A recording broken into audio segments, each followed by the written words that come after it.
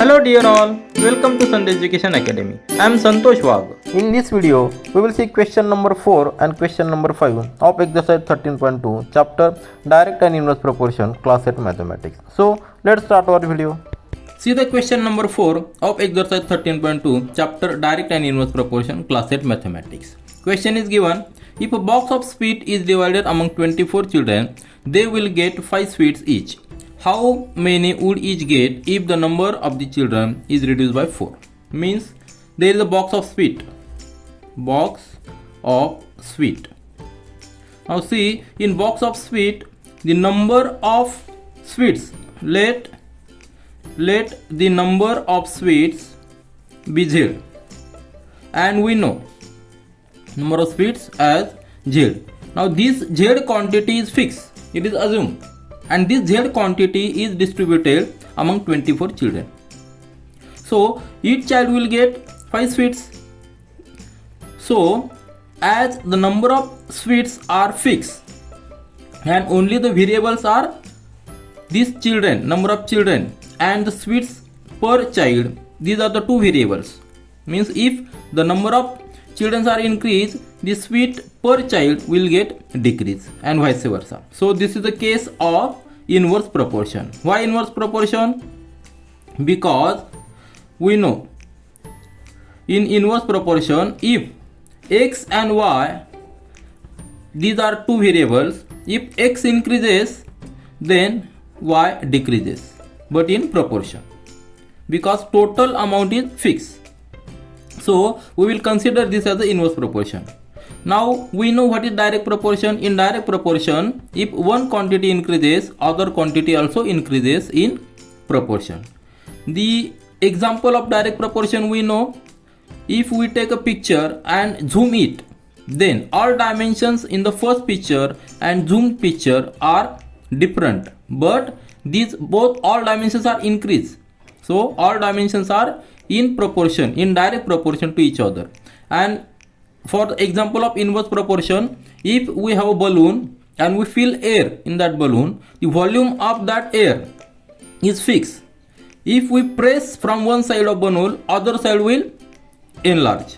So two dimensions, one side of balloon and other side of balloon, these are in inverse proportion. These are the some practical examples.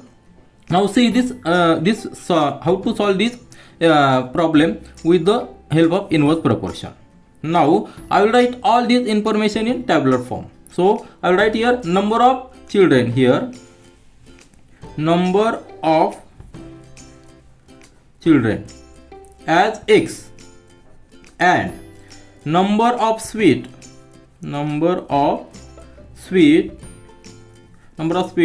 per child as y. So in first case there are two cases. In first case there are 24 children. So 24 children. So I will write here 24 children, and sweet per child there is given 5 sweets. So I will write here 5 sweets, isn't it? Now in second case, what is asked? If the number of the children is reduced by 4, means there are 24 children, and if it is reduced by 4, there will be 20 children, isn't it? And we have to calculate number of sweets per child in second case. So if this is x, let's consider as x1 and this x2 and this as y1 and y2. So we know for inverse proportion, product of these two corresponding values of x and corresponding value of y is always constant, because the number of sweets in the box are constant, and that number of sweets in the box are 24 into 5, isn't it? So we can write here x1 into y1, that is also equal to x2 into y2, because corresponding values of x and y, that product is always same, that is constant, and this constant is number of sweets in the box, which is a fixed quantity. This is a fixed quantity. That's why we can consider it as an inverse proportion.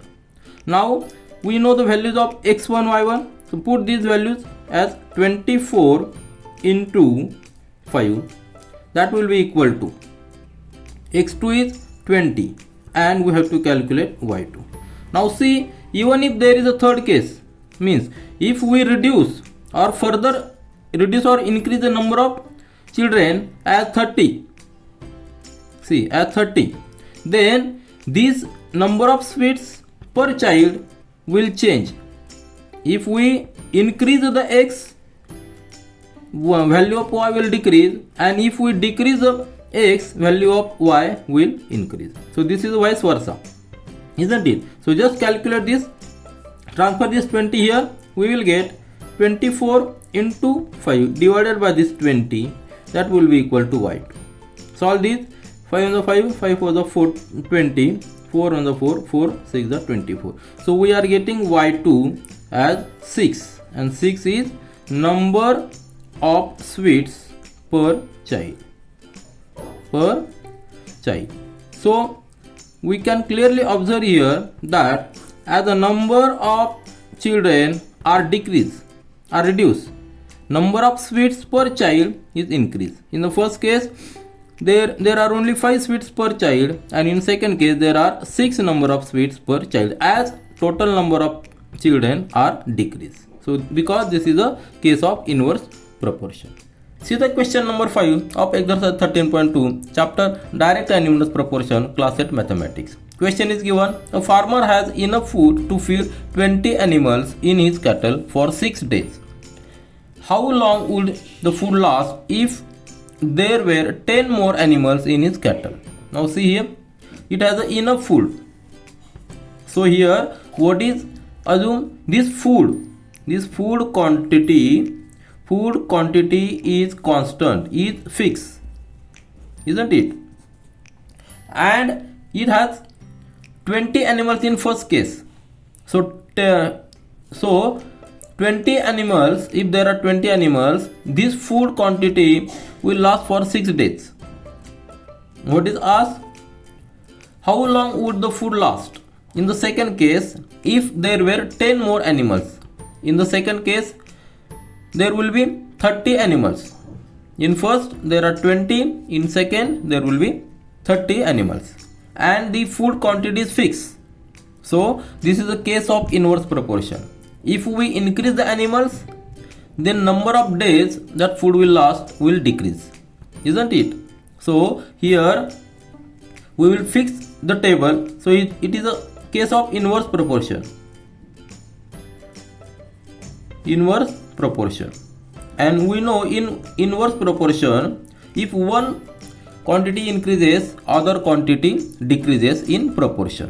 So if there are x and y, these are two quantities, these are said to be in inverse proportion. If x1 y1 is equal to x2 y2 is equal to k, means the corresponding values of x and y, if we take the product, that product is always constant, and that constant is nothing but the fixed quantity. Here this constant is food quantity. So here we will put this all information in the form of table. So I will write here number of animals as x, number of animals as x, and number of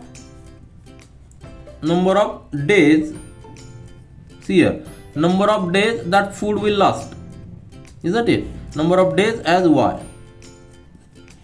So in first case there are 20 animals. In first case